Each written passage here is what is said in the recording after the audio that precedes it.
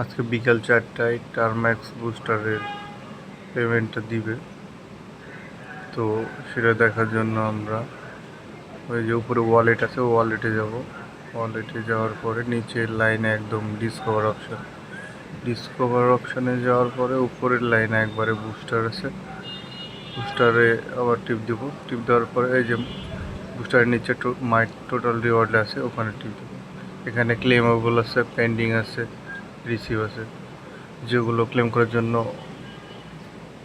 প্রস্তুত থাকে সেগুলো হচ্ছে ক্লেমেবল, আর যেগুলো এখনও দেয়নি পেন্ডিংয়ে আছে পেন্ডিং। এদের নিচের দিকে একদম আছে টারম্যাক্স বুস্টার। এটাই আজকে বিকেলে 4টার দিকে পেমেন্ট দিবে। 21টা টারম্যাক্স 16টা ইউটিসিতে দিবে, মানে বিকেল 4টায়।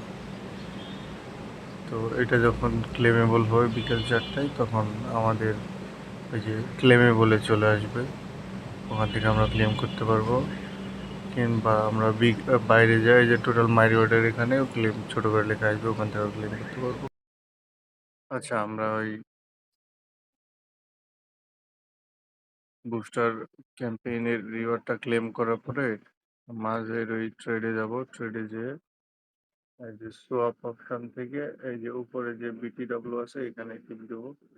এখানে টিপ দেওয়ার পরে এখানে আমরা টোকেনটা সার্চ করব, টিএমএক্স। ঠিক আছে, টিএমএক্স আসবে। টিএমএক্সটা অরিজিনাল টোকেন কিন্তু, মানে দেখতে হবে। মানে এখানে টোকেন টোকেন শো করবে যে কত টোকেন আছে, ওইটা দেখে এরকম করে মানে সাপোজ, তারপরে ম্যাক্স করে দিয়ে আমরা নিচে ইউএসডিটি দেবো।